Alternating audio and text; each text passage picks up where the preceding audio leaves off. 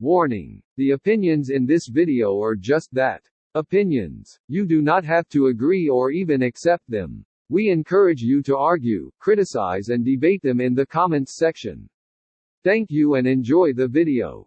Welcome back, everyone. I am, as always, your host, Mr. Sean, here with another episode of Chimera Miniatures' official YouTube channel. Today we are diving into unpopular opinions. In this instance, one of my own unpopular opinions. Please note that my opinion is just that, my opinion.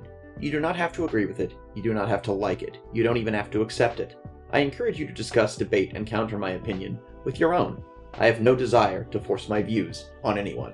Let me take this moment to remind you that I use this channel as advertising for my eBay and Etsy pages. My eBay name is Sheldon614, while my Etsy store is known as Chimera Miniatures.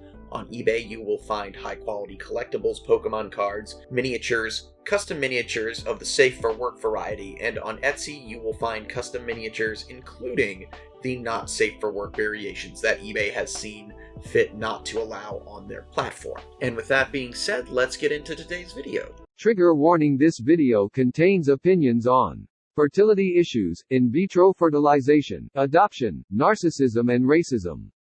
If you are triggered by these topics, please do not watch this video.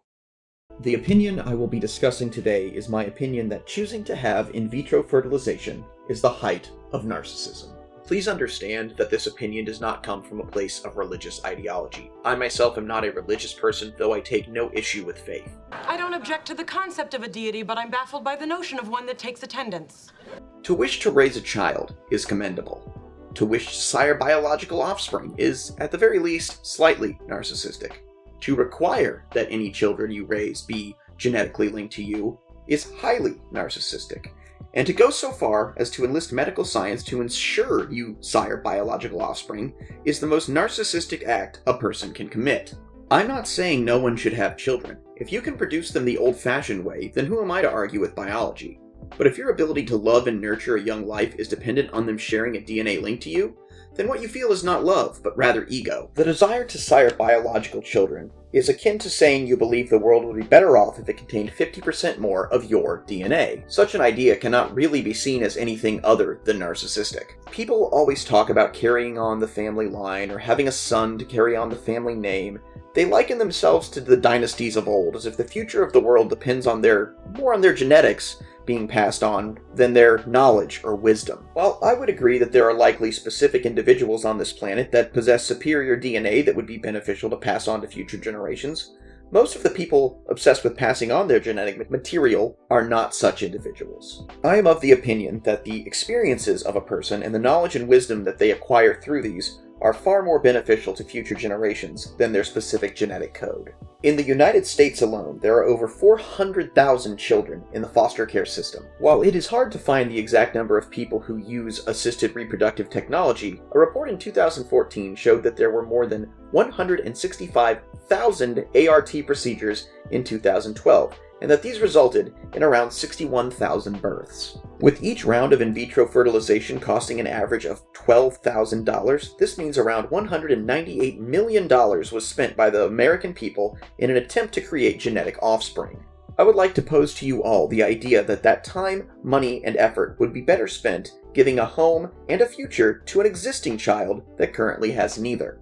Rather than looking to science to build your family, at least 61,000 children could have been given homes. Likely more, considering not everyone who undergoes IVF manages to successfully become pregnant and carry that child to term. This would reduce the number of children in the American foster care system by 15%, and that is a low estimate. As a side note, another reason it is so hard to find homes for these children in the foster care system is that many of them are not infants. In fact, they range from young children all the way to almost adult, and people looking to adopt most often want an infant. As if the idea that this child has known a previous family somehow taints your perfect family, and so the only way people are willing to adopt children is if they have no familial memory of anyone but them. I could go for hours off topic about how I feel that this is a stupid idea, but I'm gonna reel it back in and get back to the main point. As a people, we need to ascend beyond our own narcissism. Rather than wasting our resources on producing children that look like us, we should be mentoring and nurturing those who need it most.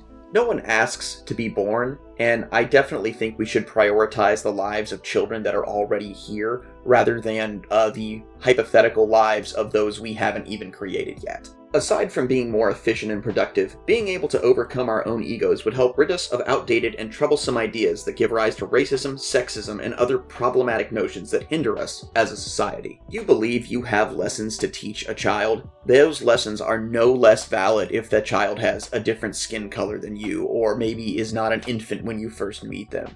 You can make a difference in the life of someone. I simply believe that if you wish to raise a child and nurture them in a house full of love, yet are unable to produce one through traditional means, you should be willing to give that love to a child who truly needs it.